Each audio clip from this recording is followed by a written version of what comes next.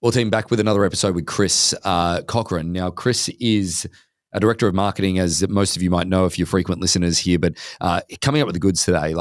Chris found an article on Forbes that he's going to link into the bio below so that therefore you can see it, but it talks about where everybody's searching. From what platforms, what age generations, from Gen X, Gen Y, millennials, baby boomers, everything along those lines. And it talks about where people are looking and where they're searching and how they're searching, whether it be on a mobile device, whether it be on desktop, but also what are the platforms that are across all age groups as well. It's really interesting to see the evolution where everything is going. And Chris is really at the cutting edge of that. And, it's a very curious episode for me as well, because it makes me feel really secure about our future, considering that he is at the head of where we're going from a content perspective. But not only that is where we're going from a direction of where we're targeting people. So I think that this is something that you definitely need to be aware of. If nothing else, and you don't want to implement any of this stuff or don't want to make any real change with it, that's fine. But being able to talk about this stuff in front of your sellers or in front of a person that has asked you about marketing or where things are going from a digital perspective, I think it's really important and very, very valuable. Thanks again. Welcome to Rethink Real Estate. My name is Ben Brady, and this is a real estate podcast aimed to deliver sales strategies, marketing tips, and business insights from industry experts and myself to build a listing-focused business for the future. Let's get into it. A huge off-topic beginning to rethink real estate here, but Chris just took a sip out of his coffee cup right before I hit the start button. Is that a Wookiee, or is that what is that on there? Is that? Yeah, that's a Bigfoot. That's a Bigfoot. This is the Starbucks Places mugs, and this is all the things about Washington. So look at your branding right now. Yeah. You've got what green is that's a no, but that's green light. Yeah, you've got the Mariners, like a pilot's hat or something. And then you've got the. Yeah, I'm very Washingtonian right now. I have the Tacoma Rainiers behind me. I got all the Mariners bobbleheads. Yep, I'm very, very Washington based right now. Did Danielle have a say about moving back to Washington or moving back to Gig Harbor or Seattle? Did she have any say? Yeah, we did a little tour of Gig Harbor and stuff like that before we moved back, and she fell in love with it. So, but I want to. You know how you tour as a realtor you tour people through a neighborhood. You would have been full fucking flight. Here's all the amazing amenities of this area, and here is none of the downfall. I didn't take her across the bridge to see the places where I grew up, the places that are not places you want to raise a family. So. See, that was really well politically correct. Well done, mate. That's it. There you go.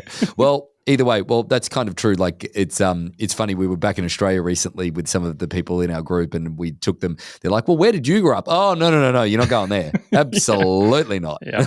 The coal man makes diamonds. That is the rule. So there you go. Well, today, fascinating topic, mate, and I'm going to let you take the lead here because I'm just as curious as probably the audience here to sort of dive into this and sort of get an understanding, because I think this is a pretty cutting edge sort of article that we're going to be digesting a little bit further and understanding. It's right up the alley of sort of your department of the entire business as well, and where things are trending. And I think that if anything, what is it going to do for you as a realtor if you're listening, or if you're somebody within the real estate space, or if you're just somebody in an SEO perspective or in any industry, what is going to give you is the opportunity to be able to talk about this stuff with some degree of understanding around where are things going from a media and search perspective. So Chris, over to you, mate.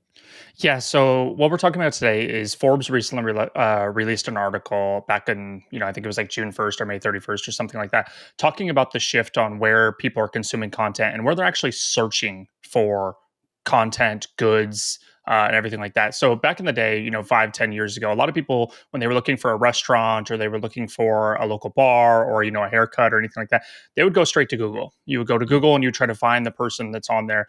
Nowadays, a lot of people are just consuming and finding brands and finding businesses and learning about products and everything like that directly on social media. So Forbes released this article. We'll share the information and the link to it down below in the description.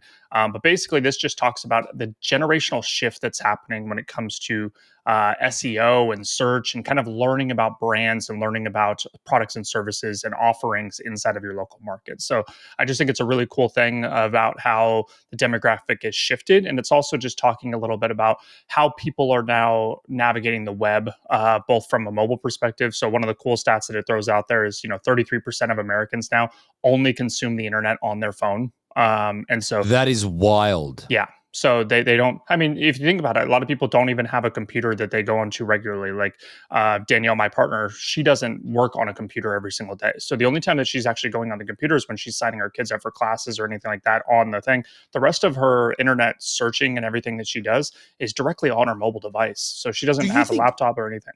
Do you think? Just indulge me for a second here. Yep. I'm just thinking about this because my parents are here at the moment, and my dad, like, he wouldn't know how to turn on a computer, let alone what one looked like. But yet he'll go on to the internet on his phone. Yeah. So do you think it's probably one of the things from a mobile perspective is that do you think it's the older generation, not only like the people like Danielle who doesn't go and actively log onto a computer every single morning of every single day, but like because she's the younger generation, but the reality Yep. is it's people like my parents as well that like they don't have a laptop or they don't have a desktop computer or anything along those lines. They run their life off their iPad or off their Exactly. or off their phone. Exactly. Like Danielle's parents are the same way. Her mom goes on on her iMac and does all that stuff, but her dad only works on his tablet. Like only does everything on his tablet and his phone and everything like that. He has a flip phone and then he has a tablet. So he spends any time of his day consuming content directly on his tablet. So Flip um, phone. That's yeah. that's good. Yeah, cool, right? But yeah, I think it's a mixture by generation, and I think that's where we get into the generational shift. And the hopefully the goal for anybody listening to this podcast too is just understanding where you're targeting your demographic and where you should be focusing your efforts on your specific demographic. So every single generation isn't the same on how they interact with the internet, how they consume stuff on the internet, how they find out about brands and everything like that. Which we'll get into a little bit of the generations just in case anybody doesn't know. But Gen Z is obviously like 18 to 27-year-olds. Millennials is 28 to 43-year-olds.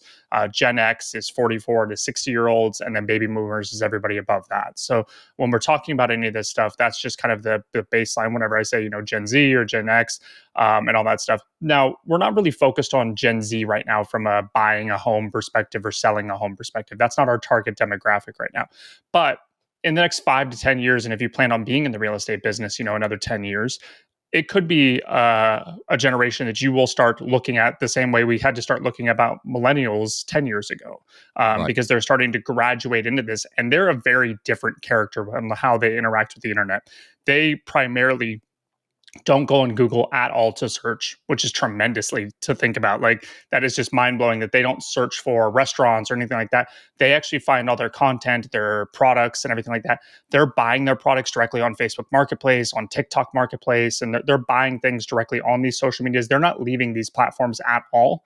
But it's also interesting to understand that they're not even looking at Facebook. So the same way that we're focusing all of our efforts on Facebook, they actually their primary search, their primary social media is actually YouTube, which is crazy to That think is about. that's really interesting, mate. And I want to just make comment on a couple of things here. First of all, I want to not make comment, but I want to ask a couple of questions here. What are you and I? Are we millennials? Yes, we'll be in the millennials because we're 28 to 43. Because I Not was to always age referred us, but like I just remember I just remember growing up. My dad and like the older people would be like, "Oh, the Gen Ys," the yeah. Gen, and that was us. And they're Yeah. like, what do you mean? We're the Like, only ones who got away from, well, baby boomers got away from it too, but we got so cool that we didn't get like a letter next to our generation. Like we're just like millennials. And it's hilarious to think about because now we're back in Gen Z and Gen X and all that stuff, which is funny. So baby boomers yeah, got theirs. So they're baby boomers. Your parents are probably baby boomers. I'm assuming they're yep. between the 60 and 78. No, well, no, my parents would technically so my dad isn't 60 yet, nor is mum. So they're Nice. right at So the tail end of that. well, we're identical on that. My mom's pretty young for being Yeah, a parent for kids our age. So, yeah, right. but for Gen Z specifically, their top five social medias are YouTube, Instagram, TikTok, Google, and then Snapchat. So a lot of realtors won't play on any of those. Like they might play on Instagram, but they aren't actually actively focusing on content for a large majority, probably four out of those five. They're not doing, Yeah. TikToks. They're not focusing on their Google stuff. They're not using Snapchat, and they're definitely not. Most likely, they're not using YouTube like we do from that I, standpoint. I heard an interesting comment the other day, and I Yep. want to ask. This is a question to you to see what you think. Is that Google and Meta do not get along? They Yeah. coexist because they have to, Yep. but realistically, is that the search categories of Instagram now is where I was telling you before this, is that I'm looking to buy a road bike, and part of my search process, or most of my search process, has been on Instagram, because I want to understand the recommendation perspective, but then primarily, now I think about it, it's YouTube. I've restricted my social media on my phone to 15 minutes a day, so that therefore it's just not as productive. I was finding myself looking at it and being like, what am I doing? Or just going to it in general. But what I've found is that because it didn't restrict YouTube on my phone, it's as a social media platform, because it's more of a video basis, is that I'm going to YouTube. I'm not doing the shorts. I'm looking at more of the long format stuff. But the interesting other thing that I thought that was really, really strange is that Google came out with a report, and this is on a podcast, it's called the All In Podcast. Google came out on a report, is that whilst Google is still getting unbelievably overwhelmed with the volume of traffic, right, is that by default, people are being sent to Google results or Google pages. It's not that they're actively going to Google and typing in the search bar. It's that they're going somewhere that then goes somewhere that then moves them to Google, or moves them to a page of Google, or through a site through Google to that thing. And it's just becoming a gateway. It's no longer becoming a starting platform. I thought that was interesting. They're also doing now, if you notice when you do any Google searches, they're actually giving you kind of a synopsis on the top that's done by AI, where AI kind of scours the top search results, and they actually deliver the information that you're trying to figure out. Like, if you type in, what are the 5 best gift ideas for X? Like, it starts to pull in AI response right there. So you could tell that Google's trying to keep you on Google at that point. They're not trying to let you go to a website. Facebook's also doing the same thing. So they're very much in a competition with each other right now, where Facebook has their Meta AI, where you can basically ask it any question directly in there, and then it's trying to find the answer based on the information that they have on their platform as well. It's interesting because, like you talked about, of only searching about, road bikes or anything like that. There's actually, in that article, it says, which topics do Generation Z and Generation X use Google to search for? And it's very drastic. It's like everything from like gift ideas, like Gen X looks at gift ideas on Google for like 86% of the time, which is, it's completely polar opposite for Gen Z. It's 28% of the time they look for gifts on there, and they try to find the gifts on social media through recommendations and through trying to just search on there. And then influencers, influencers and everything like that. And then strangely, it's actually the exact opposite when it comes to local services, which I think is what real estate would apply into. We would either fall into local services or probably financial services, depending on who you ask. And local services, Gen Z is searching for local services on Google 66% of the time, so more often than not, while Gen X is actually only doing it 57% of the time. And so you can kind of tell that the older people are finding their content when it comes to a personal relationship stuff on Facebook and doing it all on there, not going to Google to trust the results. While it's kind of the opposite when it comes to Gen Z, and they don't have the understanding of like who to look for this piece of information. And then they go over to Google and they start typing in like, what's the best realtor in my local area? So it's kind of this weird shift of like, again, just the generational thinking of how we consume content and how we're searching for content directly in the real estate space.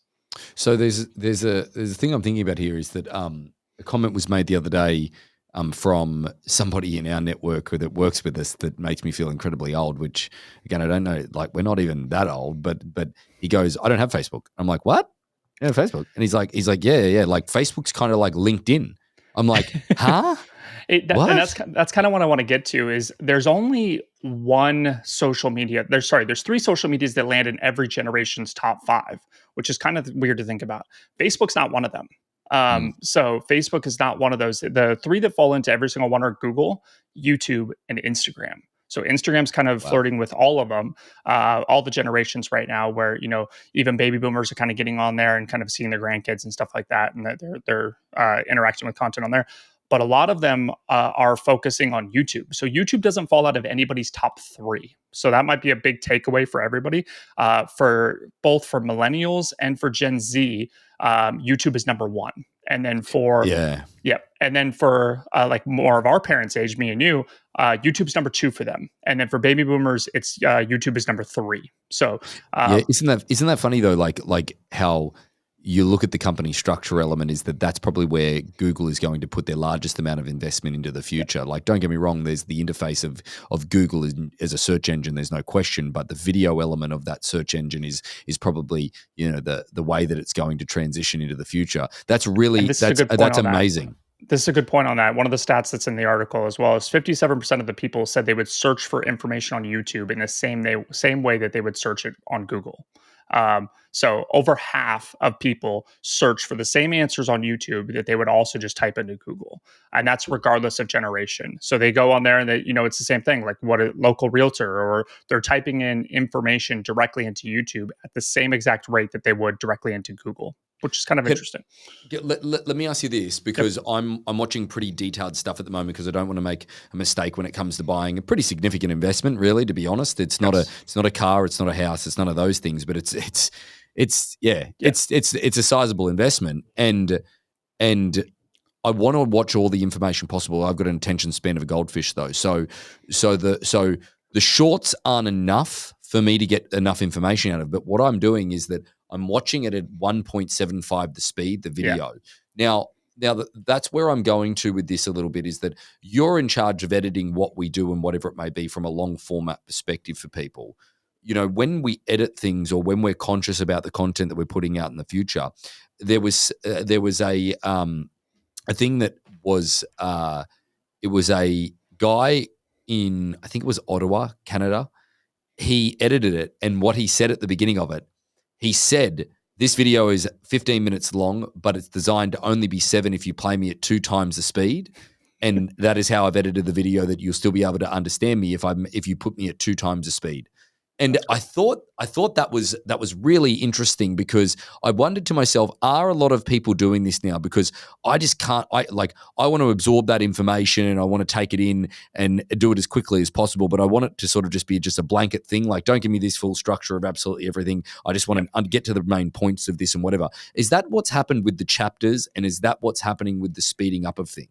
Yeah, chapters are super important on YouTube, and then the speeding up of things. There's a large amount of statistics and analytics where you can see how fast people watched your video and what setting they were on and everything like that. I'm probably the polar opposite of you when it comes to YouTube. I don't like the fastness. I the voice and everything, just it throws me off. And I watch YouTube passively, so I don't watch it like where I sit down and I like watch it. I watch it in a sense where like I'm doing stuff and it's off to the side and I'm just listening. It's like my audio from that standpoint. It's the same thing as like a podcast to me. So I just have it on the side, and then whenever I have to pay attention to it, that's when I like look over and I'll be like, oh, okay, that's an interesting point. So I don't watch YouTube. If anyone ever wants to see the definition of overstimulation, it's Chris. I remember when we were working in the Aliso Viejo office, and you had 2 screens set up, and like 2 screens is mild. Now you've probably got more than that anyway. But the funny part was, like, you'd go into your office, and not only would he have his earphones in one ear, he'd have his phone earphone in the other. One screen would have in the top corner YouTube playing of some UFC or Joe Rogan or something like that. Then there would be another thing up, like that might be like the baseball game or the football game or whatever. And then everything else is just work of what he's working on. And I was like, dude, I'm going to get out of here. I'm going to have an anxiety attack. This is unbelievable. Yeah. For my ADD or whatever it is, I don't know. I haven't been clinically diagnosed with anything, but whatever it is. Well, if you want to, if that's going to be the nature of the episode, we can go down a path of different things, maybe if you like. Yeah, you have a doctorate. Yeah. So, but back to talking shit. That's back to the cool things is a lot of people are searching directly on social medias, like we talked about. The big thing from a shift from this standpoint is there's 24% of Americans are actually seeing a decline on going to Google, regardless of generation, which is, I thought, like we talked about from a Google perspective, like Google is trying to compete with Meta. So they're probably going to try to figure out how to get these 25 to 30% of the people back onto Google to start searching on them. But I think their way of trying to get people to search like that, like we talked about, is over on YouTube. And I think that's where, both on social medias like Facebook and everything like that, I think that's where we got to start focusing on our keywords, our titles, and everything like that. When you were talking about the 2 times speed and not being able to go through shorts and not getting all the information, one of the cool things I do like in there is being able to see related videos, and then tagged related videos. So if you're watching a short, now at the bottom you'll see a little arrow, and it'll have a title of another video. You can actually click on that and then watch the full video. I think that's a great way for real estate agents to start trying to get people navigating over to the content that you want, but it also connects them with more keywords because you're now giving two videos the chance to load them with keywords that people might be searching for your local market. So whether it's, say Bend, Oregon or Gig Harbor, Washington or anything like that, if you're doubling up with shorts on the back of your long form content at that point where people are watching it, maybe they're watching it at 1 speed or 2 speed or whatever. But then you're also putting shorts on those. You're now tagging them all in the same way you used to focus on SEO, and they're called backlinks in an SEO world of trying to drive more traffic over to your website. This would be my theory on how Google's going to try to keep people on their platform longer and keep people searching on there, is taking into consideration how many shorts are pointed towards one video, and Oh. start using the search keywords in there, and then driving people over to that video and kind of giving them more authority based on how many keywords are on all those things. So I would very much start focusing on your content and the keywords that are on there. And honestly, this article to me was a big red flag on, like, anybody offering SEO services for your website. There's not a lot of people heading to personal websites these days. They're just not. Like, no, with the back in the day, we might have gone and learned about people's information on their blog or their website or anything like that, and that we might have gone off these social media platforms. Now there's a giant convenience thing of staying on the platform and shopping directly on there, or learning information directly on Facebook, TikTok, YouTube, and everything like that, that I don't think people are actually jumping over to personal websites anymore at a drastic rate, at a rate that matters enough to focus on SEO in your local area. 10 Right. years ago, the number one craze was SEO because everyone was Google searching. If we're seeing a 30% drop in Google searches when it comes to just the average person looking for information, I think that's going to be a massive, massive drop in the future as more companies start focusing on their actual social media platforms.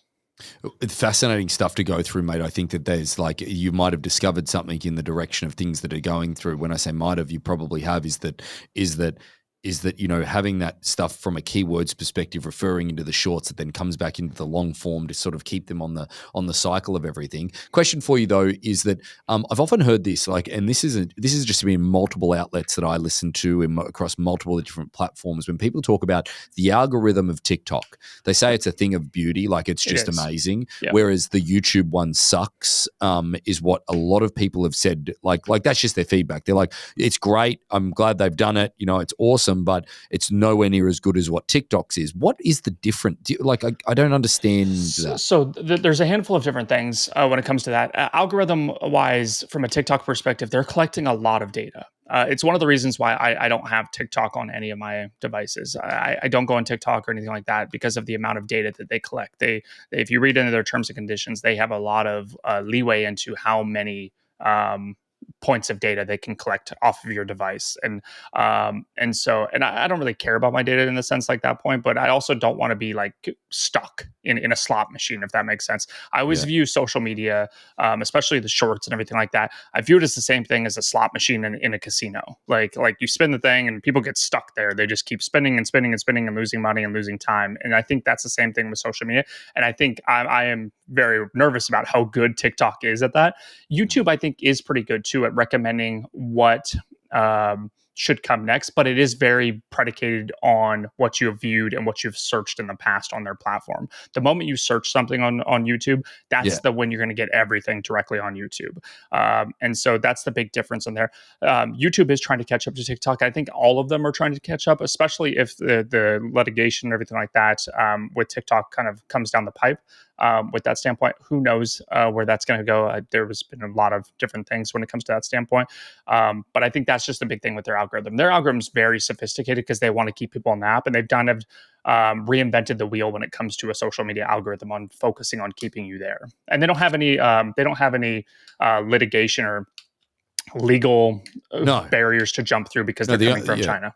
The only thing that they have is the monopoly side thing. But I think that YouTube was separated from Google anyway, of things. But finally, just to round out the episode, I think that my big key takeaway from this is that the three crossovers for all generations. What were those platforms again? It was Google, YouTube, and Instagram. Instagram. And the final takeaway that I want to share with everybody is they also mentioned in the article about geography and how different parts of the United States interact with the internet differently as well, which is we've known this because we're in real estate and we kind of are cross country, but there's different, real estate portals on each side of the country that kind of dominate stuff. Like Zillow is very big in certain areas, Trulio's big in some, Street Easy's big in certain areas. So we know people have their like go-to places to find real estate content. It's the same thing when it comes to social media.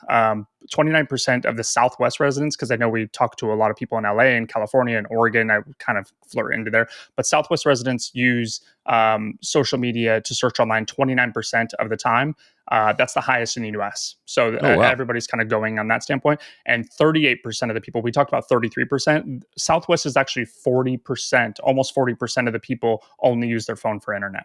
And so the Southwest is kind of drastically going up at this rate. If we get to half the people are only focusing on their phone as their source of internet, I think that's pretty drastic for a specific region.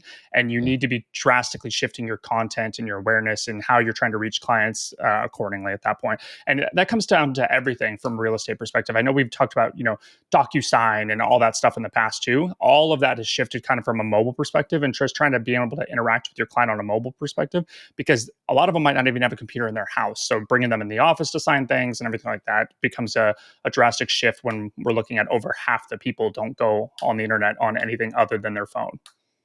It's really interesting. Like it makes me start thinking about proposals that you send to people. It makes me start thinking about everything that about sending people. Well, mate, fascinating stuff. Obviously on the leading edge. So hopefully we benefit from this more than anybody, because Chris is on our team. But either way, I think that there's some things here that from a future proofing perspective that you can use. But forgetting about that is that one of the biggest questions and most feared questions in real estate is how are you going to market my property, is that at least you can talk about different elements of this, like the crossover of categories, the crossover of generations, the crossover of all of that type of stuff. So, mate, really good information as always. Thanks for joining us in another episode of Rethink Real Estate. I don't want to drag this on a little bit longer, but one quick takeaway.